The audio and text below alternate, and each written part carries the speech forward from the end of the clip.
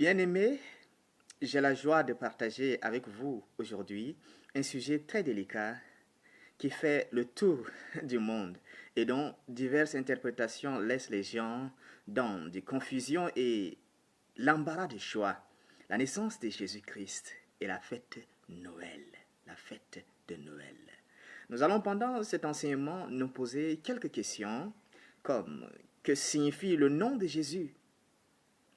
Qui est réellement Jésus? Comment arriva la naissance de Jésus?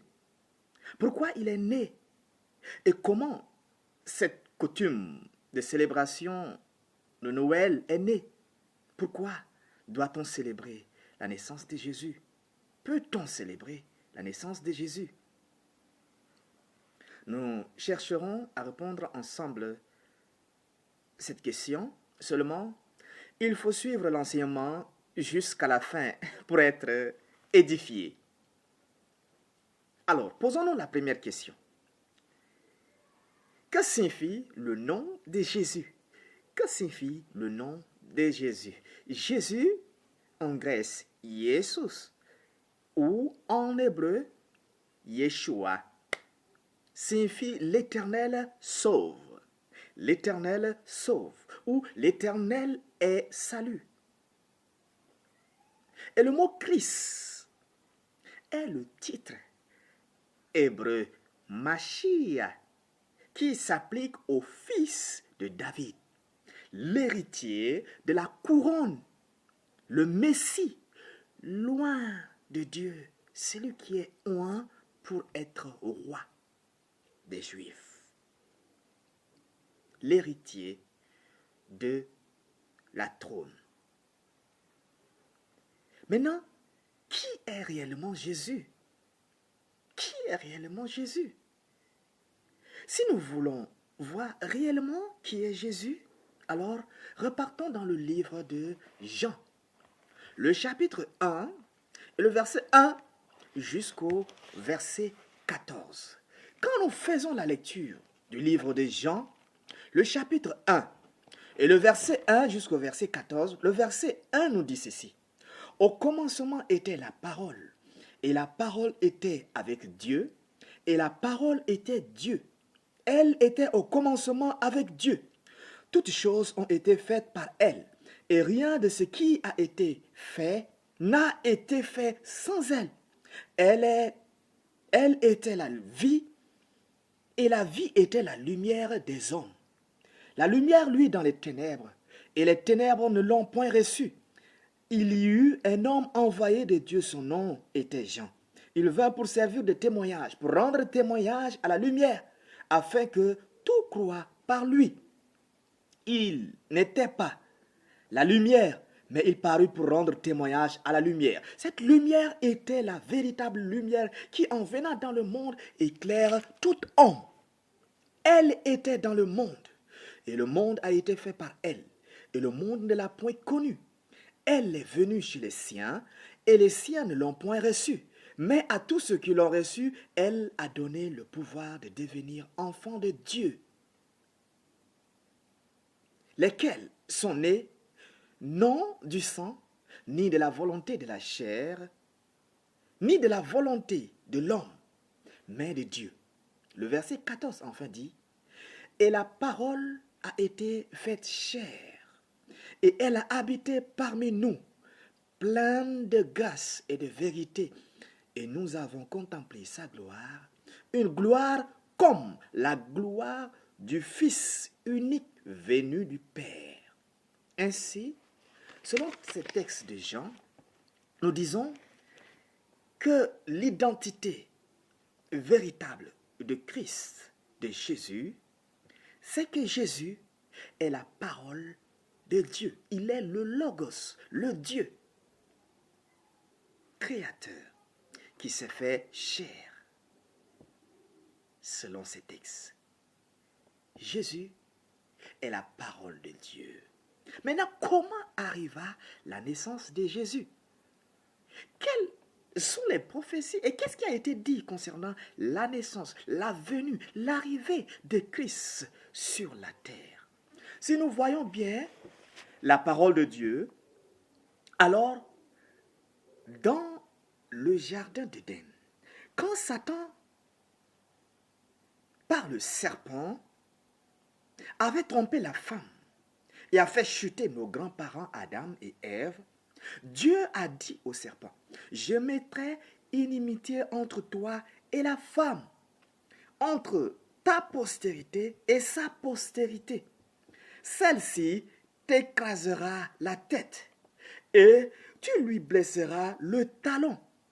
Ici, Dieu annonce déjà la naissance virginale de la femme, la naissance virginale de Jésus-Christ, sémence de la femme, dans Genèse le chapitre 3 et le verset 15. Dès lors, Satan chercha à éliminer et à corrompre la descendance de Adam, de la femme. Il poussa Caïn à éliminer son frère Abel. Ainsi, Caïn tua Abel, son frère. Pourquoi? Parce que le sacrifice d'Abel a été agréé par Dieu. Ainsi, Abel semble être l'élu, celui que Dieu agrée, celui que Dieu a choisi. Le diable a poussé son frère à l'éliminer. Et il a corrompu la voix de Caïn. Quand Adam engendra Seth, et que l'on commença à invoquer Dieu de nouveau, dans Genèse le chapitre 4, le verset 25 à 26, nous voyons que Satan est intervenu encore. Il intervient pour corrompre cette génération. En les poussant, la génération de Seth, en les poussant à avoir des mariages qui ne rend pas gloire à Dieu. Car les fils de Dieu, la lignée de ceux qui ont commencé à invoquer Dieu, et les fils des hommes, ceux qui sont issus de Caïn et qui sont corrompus, ont commencé à se marier entre eux. Ceux qui donnent naissance à des hommes méchants, une race méchante, une génération méchante. Genèse le chapitre 6, le verset 1 jusqu'au verset 7. Les géants étaient sur la terre en ce temps-là. Et il en fut de même après que cette mélange s'est produit. Ce n'est pas cette union qui donna naissance à des géants, dans Genèse 4, Genèse 6, le verset 4. Mais elle a donné naissance à une génération complètement corrompue.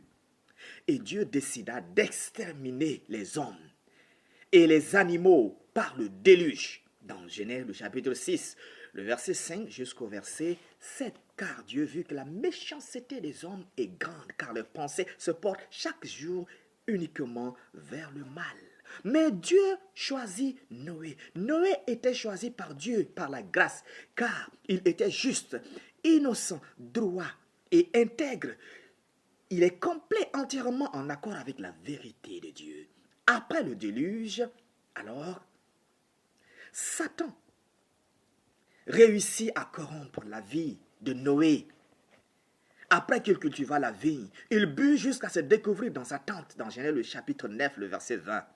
Alors Satan arriva à corrompre cette génération au point où Nimrod, le petit-fils de Cham, de Cam, celui qui régna sur Babel, dans Genèse le chapitre 10, le verset 6 jusqu'au verset 11.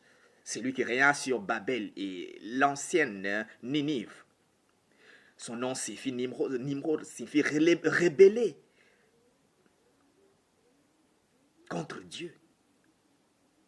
Alors il s'est rebellé contre Dieu et a poussé toute la population à construire jusqu'à pour atteindre Dieu, pour que le jour où Dieu décidera d'inonder encore la terre par le déluge, alors qu'il puisse monter jusqu'à Dieu. Cette génération a poussé Dieu à descendre et à confondre la langue des hommes. Dans Genèse le chapitre 11, le verset 1 au verset 9. Ainsi, il a corrompu toute la terre. Satan a réussi à corrompre toute la terre. Après cela, Dieu apparut à Abraham, le fils de Téra, et lui demanda de quitter maintenant son père, de quitter sa génération, de quitter sa nation, de quitter son pays, quitter son père et sa mère. Et il le bénira. Et toutes les familles de la terre seront bénies en lui. C'est d'Abraham que vient Jacob que Dieu choisit, qu'il surnomma Israël. La famille du peuple juif dont Dieu choisit David, l'homme selon le cœur de Dieu. À ce niveau, l'ennemi poussa Saül à éliminer David, pensant que c'est lui, mais il n'est que l'ancêtre de celui qui lui écrasera la tête. Dieu fit alliance avec David, disant qu'il ne manquera pas de descendants assis sur le trône. Dans 2 Samuel, le chapitre 7, bien sûr, le verset 12 au verset 16.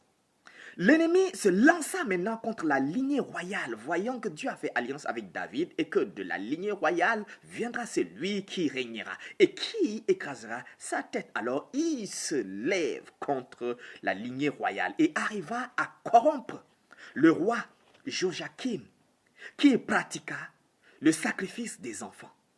Ce qui fait que Dieu prononça une malédiction sur sa descendance, qu'il n'aura pas de fils qui réussira à s'asseoir sur le trône de David. Dans Jérémie, le chapitre 22, le verset 30, ainsi Dieu a prononcé une malédiction contre la lignée dont doit naître le roi. C'est lui qui écrasera la tête de l'ennemi. Ainsi, Satan pensait réussir avec son plan d'éliminer la lignée royale. Mais Dieu a son plan. Ainsi, Jésus était né de Marie, sans la sémence de Joseph. Marie est descendante de David. Elle est de la lignée de David, la lignée de Nathan, le fils de Bathsheba. La lignée qui n'a pas de malédiction. Tandis que Joseph est de la lignée de Jéconias. Ceci fait que Jésus a le droit légal sur le trône. Ainsi, il a pu accomplir la volonté de Dieu le Père. Et il est mort pour le péché de l'humanité, libérant ceux qui étaient liés par Satan, accomplissant ainsi la volonté de Dieu. Pourquoi Jésus est né? Selon ces textes que nous venons de lire, alors dans Genèse chapitre 3, le verset 15, Dieu dit qu'il vient pour écraser la tête du serpent. Il doit naître pour écraser la tête de Satan, le serpent ancien. C'est ce qu'il a fait. Dans Malachie, le chapitre 3, le verset 1, et dans Isaïe, le chapitre 9, le verset 5 jusqu'au verset 6, nous voyons bien qu'il est dit que Jésus est le messager de la nouvelle alliance. Il est venu annoncer la nouvelle alliance, l'alliance de paix que Dieu doit faire avec son peuple, Israël, la nouvelle alliance. Dans Ésaïe, le chapitre 9, le verset 5, si nous voyons bien encore la lecture, alors, dans ces textes comme dans Matthieu 2, le verset 1 à 12, ou bien dans Luc, le chapitre 2, le verset 14, nous montre qu'il est né pour dominer, pour régner, pour apporter la paix. Ésaïe 9, 5 dit, car un enfant nous est né, un fils nous est donné, et la domination reposera sur son épaule. On l'appellera admirable, conseiller, Dieu puissant, Père éternel et prince de la paix. Ainsi, Jésus est né pour dominer, pour régner et pour apporter la paix. Il est né pour sauver le peuple de Dieu de ses péchés. Dans Luc le chapitre 2, le verset 10 au verset 11, dans Matthieu le chapitre 2, le verset 1 à 12, et dans Luc le chapitre 2, le verset 14, nous voyons qu'il est dit que c'est lui qui sauvera son peuple de ses péchés. Christ est né pour nous sauver du péché. Et c'est ce qu'il a fait. Il nous a sauvés. Il m'a sauvé de mes péchés. Alléluia. Alléluia. Je suis sauvé. Alléluia. Je crois à cela. Crois-tu aussi à cela? C'est pourquoi Christ est né. Mais maintenant, si nous voulons revenir à notre question, l'origine de Noël et de la naissance de Jésus, alors, quand nous voyons bien en 525, la mission donnée par Jean Ier de déterminer cette date de la naissance de Jésus en utilisant la règle d'Alexandrie qui a été décidée au concile de Nicée. Alors, cette calendrier, cette date était établie par Denis le Petit, abbé romain, qui mourut avant 550, qui mourut en 550 après Jésus. Alors, il établit notre calendrier en choisissant l'année 754 de la vie de Rome comme repère, en disant que c'est l'an 1. C'est l'an 1. Mais Joseph, lui, cet historien, révèle que Hérode est mort peu après la naissance de Jésus-Christ. Et c'est ce que dans Matthieu, le chapitre 2, le verset 19 au verset 22, on a vu. Car quand Jésus est né, l'ange est apparu à Joseph la nuit et lui a dit, prends le petit enfant et fuis en Égypte. Reste-y jusqu'à ce que je te dise de revenir. Et après, on nous a dit que l'ange est apparu à Joseph en songe en Égypte et a dit, lève-toi, prends le petit enfant et retourne, car ceux qui cherchent à faire périr l'enfant ne sont plus. Ainsi, Hérode est mort quelques années après la naissance de Jésus. Et Joseph dit que Hérode est mort quelques années avant l'an 754 de la vie de Rome. Ce qui ramène la naissance de Jésus, s'il faut voir selon le calendrier de Dénus, alors, ce qui ramène la naissance de Jésus en l'an 5. Début, c'est-à-dire la fin de l'an 5 et début de l'an 4 de l'ère chrétienne. Date que beaucoup de théologiens partagent. Ainsi, l'année de la naissance de Jésus même est incertaine. Combien le mois et la date pour dire 25 décembre. Ainsi, la date du 25 décembre, en vérité, n'est pas la date de la naissance de Jésus. Ainsi, si nous voyons l'histoire et si nous voyons les cultures et les religions, alors, selon l'histoire, on nous dit que Nimrod, cet homme, Nimrod, dont le nom signifie rebellé, révolté, était grand tyran qui régna sur une grande partie du monde, Babel, dont nous avons parlé. Il est le petit-fils de Cham. Il a construit la tour de Babel et l'ancienne Ninive. Il est le fondateur du système babylonien. Et l'histoire dit, les mythes, les contes, l'histoire dit que Sémiramis, sa mère, était connue sous le nom de la reine du ciel babylonienne, cette déesse babylonienne. Cela faisait de Nimrod le fils divin du ciel. Ensemble avec sa mère, ils forment un couple. Ainsi, selon ces récits, le 25 décembre était l'anniversaire de Tammuz, le fils de Sémiramis, le fils de Nimrod. Et Sémiramis affirma qu'un conifère massif était apparu une nuit d'une souche d'arbre morte. Et à chaque anniversaire, Nimrod visita l'arbre et laissait des cadeaux sous cet arbre. Ceci est devenu un mythe raconté de génération en génération. Aussi, d'autres textes disent que le 25 décembre était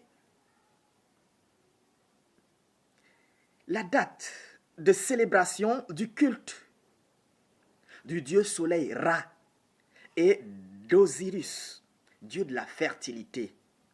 En Perse, c'est le culte du dieu Mitra, le fils du soleil.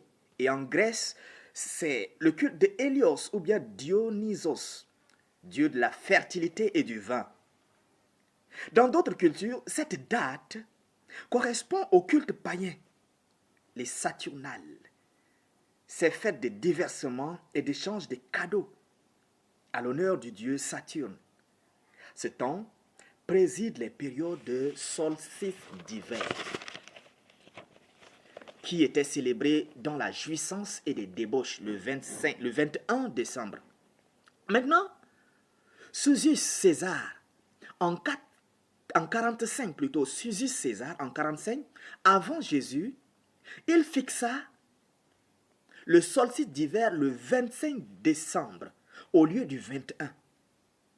Pendant ces périodes, alors la religion venue de Perse, culte de Mitra, venue du Perse, se répand dans l'Empire romain. Le culte de Mitra, alors, on fixa la date de célébration du dieu Mitra le 25 décembre. Alors, elle se mélange avec la religion romaine en 274 pour donner le dieu soleil, c'est-à-dire le sol invictus, le soleil invaincu, qui est célébré le 25 décembre de chaque année. Ainsi, en 354, le pape Libère décida de fixer aussi, lui, la date de la naissance de Jésus au 25 décembre. Ainsi, il associa la naissance de Jésus, qui est vue comme la lumière du monde et le soleil levant, au solstice d'hiver, au soleil invaincu. Ainsi, avec la venue de Constantin comme empereur, qui a fait sa profession de foi chrétienne au IVe siècle, il a réussi à placer le christianisme sur le même pied d'égalité avec le paganisme. Et les gens du monde romain ont commencé à accepter le christianisme, maintenant par milliers. Il décida que le dimanche soit déclaré chômé payé sur tout le territoire. Et les gens doivent adorer ce jour, le Dieu vivant.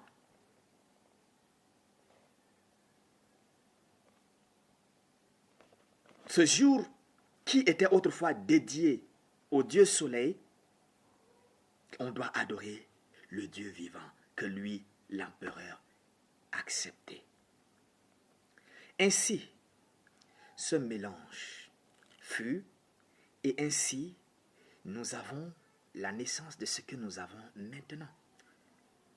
Le dimanche, le jour du soleil, la Noël, et toutes ces choses. La Noël ainsi acceptée et adoptée comme fête chrétienne selon la nouvelle encyclopédie Schaft Herzog,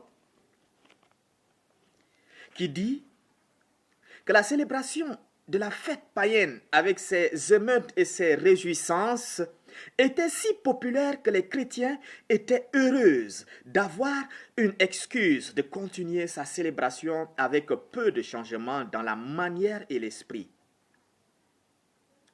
Le Père Noël serait un mythe. Selon l'encyclopédie Britannica, Saint Nicolas, évêque de Myre, un saint honoré par les Grecs et les Latins, le 6 décembre, une légende selon laquelle il aurait accordé des cadeaux aux jeunes filles d'un citoyen appauvri. Cela serait à l'origine des coutumes d'offrir des cadeaux à la veille de Saint Nicolas, qui est transformé peu à peu au jour de Noël, et d'où l'association du Père Noël avec la célébration de Noël, et les restes des symboles qu'on voit dans Noël aussi proviennent du paganisme. C'est là la vérité que je peux dire sur l'origine de Noël. Maintenant, posons-nous la question, peut-on célébrer la Noël en tant que chrétien? Peut-on célébrer la Noël ou la naissance de Jésus? À cette question, peut-on célébrer la Noël? J'ai dit qu'on ne peut pas célébrer la Noël comme les païens, avec les symboles, les pratiques adoptée par les chrétiens du culte païen. Je dis non. On ne peut pas célébrer la Noël comme les païens le font. Pourtant, le mot Noël, natalis en latin, et la nativité, la naissance. Simplement. Il n'y a rien derrière ça. Les gens ont diverses interprétations. Mais si nous voyons bien, Noël vient du latin natalis, la nativité. Alors, si on dit un chrétien peut-il parler de la nativité, de la naissance? Alors oui. Un chrétien peut parler de la naissance. Oui. Nous naissons. Ainsi, on peut célébrer la naissance de Jésus. Oui. Mais pas comme les païens le font. Mais différemment. Cela serait pour nous un temps de réflexion où nous allons nous souvenir de la venue du Sauveur du monde et de comment Lucifer avait lutté pour empêcher cela. Et nous allons réfléchir de son sacrifice et de sa seconde venue. Car de la même manière que la première venue a été prédite et que au moment venu, les hommes ne l'ont point reconnu, de la même manière, le salut est annoncé et sa seconde venue, mais les hommes continuent à rejeter, disant que c'est de la mythe, s'enfonçant dans le péché jusqu'à ce que un jour, il apparaisse comme un voleur. Ainsi, célébrer sa naissance, sa mort, est une meilleure façon de garder la conscience sur lui et sur sa seconde venue. La meilleure manière d'avoir la certitude qu'il viendra, car il est venu avant. Pour ce qui est du jour, alors, laissez-moi vous dire que c'est Dieu qui est l'auteur du jour, pas le diable. Le jour appartient à Dieu, pas au diable. Le jour où les païens font leur fête ne nous empêche pas de faire la nôtre pour Dieu. Les gens disent que ce jour est dédié au soleil. Oui, mais puisque nous vivons dans ces jours, dans ce monde, il est préférable de glorifier le Seigneur. Autrement dit, il nous faut sortir du monde. Arrêter de faire les cultes le dimanche, car c'est le jour aussi d'adoration du Dieu soleil. Dimanche, Sunday, le jour du soleil. Et d'ailleurs, tous les jours, tous les 7 jours de la semaine sont dédiés au Dieu païen. Le lundi à la lune, le mardi à Mars, le mercredi à Mercure, le jeudi aussi, le vendredi à Vénus, jeudi à Jupiter, le vendredi à Vénus, le samedi à Saturne et le dimanche au Dieu soleil. Alors, qu'est-ce qu'on va faire? Tous ces jours sont dédiés au Dieu païen. Allons-nous arrêter de vivre dans ces 7 jours de la semaine? Non, nous vivons dans ces jours. Mais ce que nous faisons pour Dieu. Nous vivons pour Dieu et nous faisons des choses pour Dieu. Ainsi, célébrer une fête le même jour que les païens célèbrent les leurs pour le Dieu païen, et moi je le célèbre pour le Dieu créateur du ciel et de la terre, n'est pas un problème. Bien-aimés, que personne ne vous séduise sous l'apparence des cultes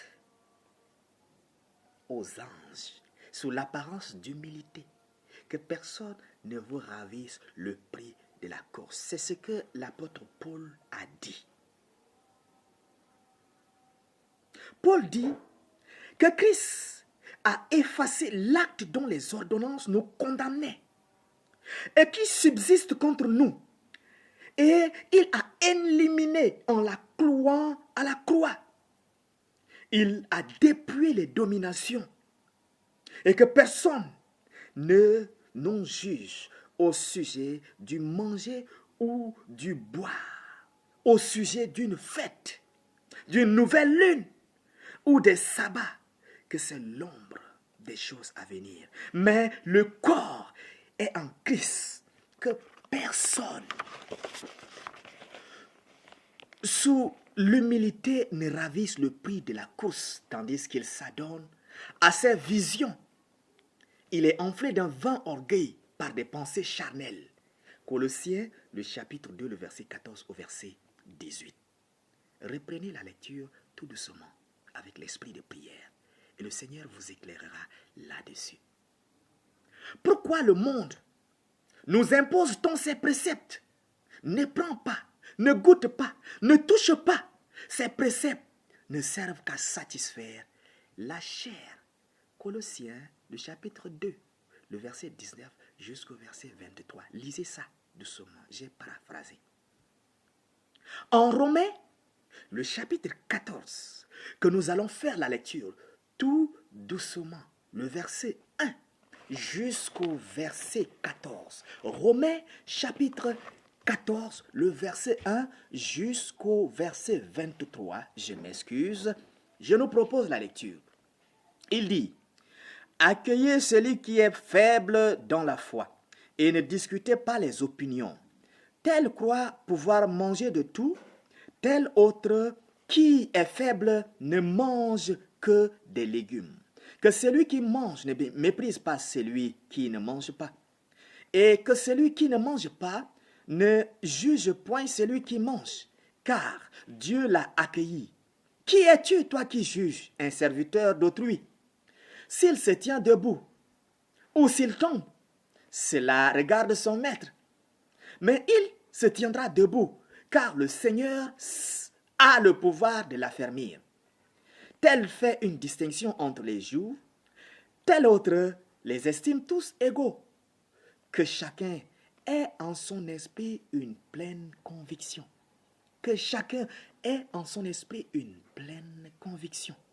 Celui qui distingue entre les jours agit ainsi pour le Seigneur.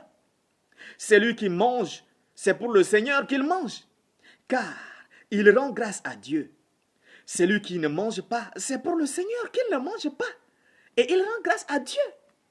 En effet, nul de nous ne vit pour lui-même, et nul ne meurt pour lui-même, car si nous vivons, nous vivons pour le Seigneur. Et si nous mourons pour le Seigneur. Soit donc que nous vivons, soit que nous mourons, nous sommes au Seigneur. Car Christ est mort et il est revenu à la vie afin de dominer les morts et sur les vivants. Mais toi, pourquoi juges ton frère? Juges-tu ton frère? Ou toi, pourquoi méprises-tu ton frère? Puisque nous comparaîtrons tous devant le tribunal de Dieu, car il est écrit: je suis vivant, dit le Seigneur. Tout genou fléchira devant moi et toute langue donnera gloire à Dieu. Ainsi chacun de nous rendra compte à Dieu pour lui-même. Ne nous jugeons donc plus les uns les autres, mais pensez plutôt à ne rien faire qui soit pour votre frère une pierre d'achoppement ou une occasion de chute. Je sais et je suis persuadé par le Seigneur Jésus que rien n'est impur en soi, et qu'une chose n'est impure que pour celui qui la croit impure. Une chose est impure que pour celui qui la croit impure. Frères et sœurs, c'est ainsi que nous devons agir dans la grâce. Continuons la lecture. Mais si pour un aliment ton frère est attristé, tu ne marches plus selon l'amour. Ainsi, ne cause pas par ton aliment la perte de celui pour lequel Christ est mort. Que votre privilège ne soit pas un sujet de calomnie, car le royaume de Dieu, ce n'est pas le manger et le boire, mais la justice, la paix et la joie par le Saint-Esprit. Celui qui sert Christ de cette manière est agréable et approuvé des hommes. Ainsi, donc recherchons ce qui contribue à la paix à l'édification mutuelle. Pour un aliment ne détruit pas l'œuvre de Dieu. En vérité, toutes choses sont pures, mais il est mal à l'homme quand il mange de devenir une pierre d'achoppement. Il est bien de ne pas manger de viande et de ne pas boire de vin et de s'abstenir de ce qui peut être pour ton frère une occasion de chute, de scandale ou de faiblesse. Cette foi que tu as, garde-la pour toi devant Dieu. Heureux celui qui ne se condamne pas lui-même dans ce qu'il approuve. Heureux celui qui ne se condamne pas lui-même dans ce qu'il approuve. Mais celui qui a des doutes au sujet de ce qu'il mange est condamné, parce qu'il n'agit pas par conviction. Tout ce qui n'est pas le produit d'une conviction est un péché. Tout ce qui n'est pas le produit de conviction est un péché. Ainsi, celui qui fête la naissance de Jésus le jour du 25, avec une pleine conviction qu'il célèbre Dieu et qu'il glorifie Dieu, mais pas Satan, celui-là agit pour la gloire de Dieu. Pourquoi le juger? Celui qui le fête avec des doutes parce qu'il sait qu'il est en train d'adorer Satan, alors celui-là est en train de pécher. Mais pour moi, je ne juge pas celui qui ne fête pas, ni celui qui l'a faite. Mais en toutes choses, que Dieu soit glorifié. Car c'est la conviction et c'est la foi qu'on place en Dieu en agissant avec foi qui donne gloire à Dieu.